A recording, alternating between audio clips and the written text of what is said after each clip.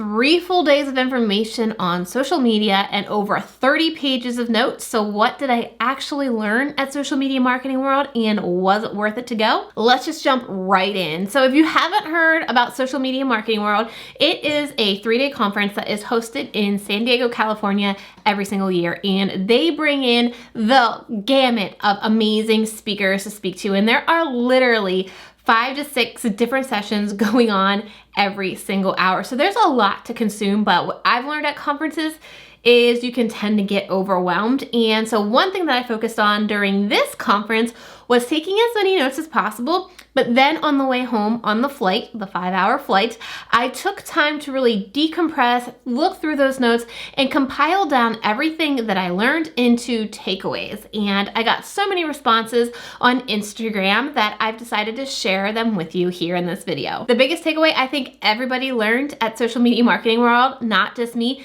is that video is here and it's here to stay. The very first keynote was from Michael Seltzner, who is the founder of Social Media Examiner, which puts on this conference. And his entire keynote focused around video. He put video in perspective. The last quarter of 2019, the top 4 apps that were downloaded was Disney Plus, Facebook, TikTok, and YouTube.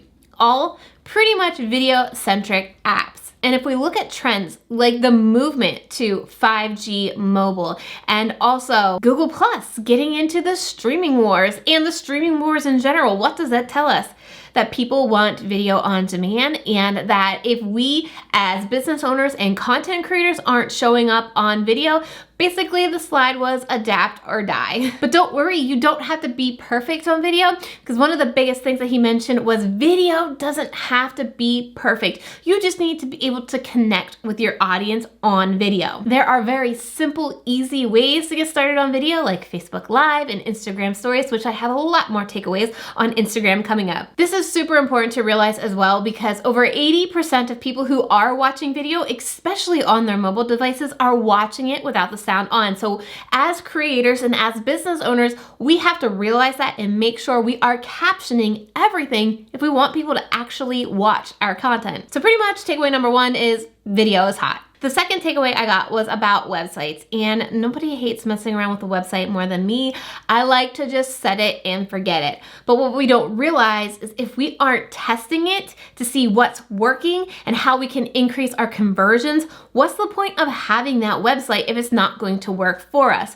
So I learned all about the different ways that you can test your website, even testing down to the color of your opt-in button, the wording of your opt-in button, and making sure your testing needs to see what is your audience actually going to want to click on, what should that call to action be to get them to click on, and really think about those exit intent pop-ups. This is definitely one of the low-hanging fruits that he said to look at. This is one of the first ways you can start testing things with an exit intent pop-up. So like when somebody's getting ready to click out of your website, you have that little pop-up that maybe says, hey, don't forget, or that, hey, before you leave, just so you're super clear on exactly what you want people to do who are on your website. Don't be vague and don't give so many calls to action they have no idea what you want them to do. The third key takeaway is storytelling. And I've been heard this for years. One of my clients that I work with, he's been working on storytelling, but I wasn't really sure how to get started with storytelling. Am I good at storytelling? How do I get good at storytelling? Like, what is storytelling for my brand? But what I realized is the more I could understand storytelling and understand how to tell my story, the easier it's going to be for me to show up on social and know what to actually post. So I'm going to actually list the sessions that I went to and who hosted those sessions down below in the description box, because I honestly can't remember all the names. But in this particular session, we talked about the ABT structure. So the and, but, therefore structure when telling a story. And this just totally made sense. And it allows me to think about how I can structure my content into a story to connect with you better, because your audience is going to connect with you if they hear you through a story. People remember stories. This just really helped me figure out how to write my content and also what to actually say in that content to be able to connect with you, to again have call to actions that people actually want to take. Okay, key takeaway number 4 is all about the gram. And I have been following Alex Speeden since I got started with my business back in 2015, and she did an amazing session on stories, Instagram stories. And one of the things that I really loved that she mentioned was to think about, if 2 of your fans or 2 of your followers were to meet in real life, what would they bond over? What would they connect with? So one exercise she said to go through is write 25 to 50 things about you that your audience should know. For me personally, it's hard to get kind of personal. I come from an MBA business background, and it just feels kind of weird to be more of a personal brand when I'm thinking business side. But this definitely allowed me to think about, okay, what are these 50 things? Let me take the time to think about that so I can better create content that people are going to connect with. If they aren't connecting with your content, they're not going to stick around. They're not going to buy from you. They're not going to follow you, watch your content. So it's really important to know these things. And if you know me, I love batching YouTube content, and she does the same thing with her Instagram stories. She said, do not post your stories in real time because you want to actually take the time to decorate it, make it stand out as your brand so people can recognize you as they're tapping through the story. So maybe you batch stories and then you decorate them and post them later, and that's okay. Jasmine Star was also a keynote speaker, and she had some great takeaways about Instagram as well. She said in her keynote that people want to see real life stories, but you need to have a plan. You can't just post, oh, hey, I'm going for a walk with my dog. Okay, cool. What does that mean for your viewer? Dig a little bit deeper, really share with them, what's going on with you and behind the scenes, and share more of a story than just say, going to take my dog for a walk. Maybe you say something like, I love being able to work from home because I'm able to take my dog on a walk 2 times a day, which allows me to be healthier. Right? Think about digging a little bit deeper and think about that viewer on the other end. What do they care about? Because if you can make sure they care, they're going to be a follower for life. So really understand how to connect with your audience with that brand story, which tied back in with Alex's presentation on really coming up with those 25 to 50 things people should really know about you, which also tied into really understanding your brand story. We're moving into key takeaway number 5, and it's all about YouTube. I was going to go to sessions about YouTube, right? So one of the sessions I went to was from Evan Carmichael, who really talked about thumbnails and titles and how to get people to actually click on your video. Because we all know it doesn't matter how great our content is, if people aren't clicking on that video, they're never gonna watch it. So some great ideas he said was pull your audience on a title. So if you don't have a big audience on YouTube that you can pull through the community tab, maybe you pull them in a Facebook group that you host, or maybe you pull them on Instagram, but get that insight from your audience, and that will help you decide on a better title. Also, some quick things to do with your next thumbnail is really zoom in on your face. Keep your face really close, tight, so that they can see who it is, even on mobile devices when your thumbnail is really small. Always up the saturation in your brand color. So like just going into the color and really taking that saturation to a max. Make sure you're adding text to your thumbnail and make it emotional text. Remember, I tell you all the time, don't just repeat the text of your title on the thumbnail. Make it complement the title and really make sure that text is emotional text. The next part about YouTube was from Daryl Eves, and he really dug in on looking at the click-through rates based on your traffic source. So when you go into your channel, you're gonna see your video as a whole click-through rate. So you actually wanna go into that video, into that click rate, and go in by traffic source and see how well your click-through rate is performing on browse and suggested.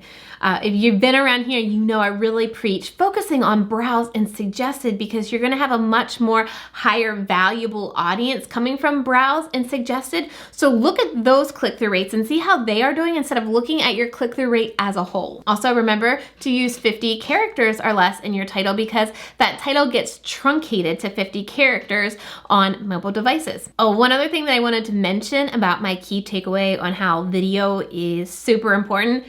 Pretty much every single presentation that I saw, that presenter incorporated video into their slide deck. They actually used video examples. So it just really hits home how important video is in 2020. All right, key takeaway number 6 is all about Facebook, and I'm not a fan of Facebook, but listening to these sessions really helped me figure out how can I make Facebook doable for me, and how can I really use Facebook as an organic source of traffic. You always want to focus on what kind of content is going to be relevant to your audience. So like, what is that kind of beginner content that your audience is going to resonate with? You need to make it educational and you need to make it entertaining, but you don't have to make it high quality because it's on Facebook. You also need to make sure that you have those captions and you have some kind of text title in that post, the video post as it is, to really get people to stop the scroll. I also learned that Facebook groups aren't dead as long as you're engaging and really utilizing that Facebook and not just creating a Facebook and leaving people there. One example that they use is this person that hosted a Facebook group actually gives away prizes every single month to his top Facebook contributors to really keep everybody engaged. Then when it comes to Facebook Live, I really learned how to structure a live to make sure it's engaging. So we all know how hard it can be to go live those first couple of minutes when nobody is there. So what you want to focus on is opening your video, going live, and immediately welcoming those replay viewers that will watch the beginning of your video.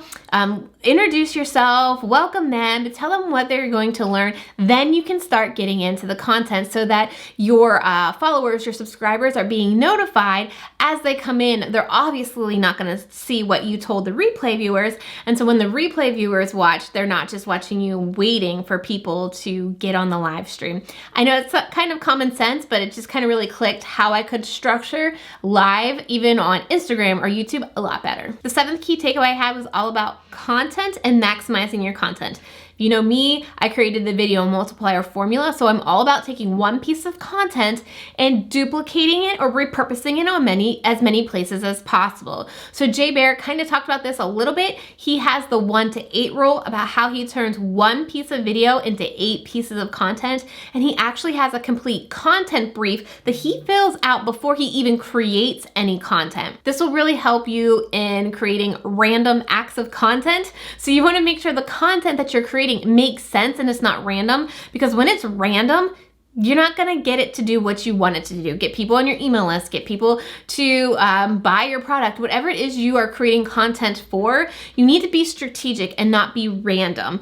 And so he had this whole content brief on how to figure out what the goal is of that. He talked about 3 different types of series that you should have of video content. He talked about binge-worthy content. He talked about event-driven content, and then the education or the news content, kind of that content that comes out daily for you to stay connected with your audience. And the session that really blew my way was Google Data Studio and all the details that you can pull from Google if you understand how to use Data Studio. And so I'm really intrigued. I'm never a numbers person, but you know I am a numbers person when it comes to YouTube analytics. And I feel like this Data Studio could really help me dig into numbers in a way that I understand and that I can start tweaking things, whether it's conversion rates, website traffic. I can start seeing what I need to do to make that better, to in return drive more leads, that drive more sales to my business. So literally, one other big takeaway that I had at the conference is it is good to get out. I am an anxiety-driven person, and so leading up, leaving, flying 5 hours out, I was just a ball of anxiety. In fact, my shoulders are still so tense from just being tense that whole time with anxiety.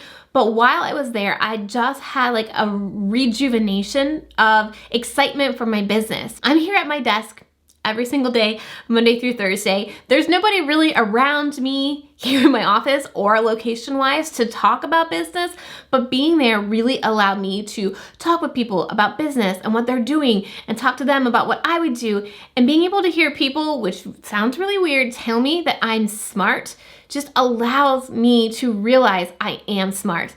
I'm gonna tell you every single day, at least one time a day, I think, oh my goodness, I am so dumb. But that's just because I'm here by myself, not knowing if what I'm doing is right. always second guessing myself. So being able to talk business, being able to mastermind, and being able for people to take in my advice and tell me, wow, that was really good, that's really smart, just allows me to actually feel confident in the day-to-day work that I do and not feel like I am the dumbest person around. Did you like this style of video? I'm thinking about doing more relaxed videos. I don't have my full makeup on, I just have one light on, and sharing a little bit more behind the business and getting more on a personal level with you. Let me know if you're liking this style of video, and maybe this is a brand new series. I'm thinking maybe behind the business series. Click the video that's on your screen right now, which is going to show you exactly how I plan everything in my business to make sure I had the time and the space to go to my conference without having to work while I was there. So click that video and I'll see you in the next one.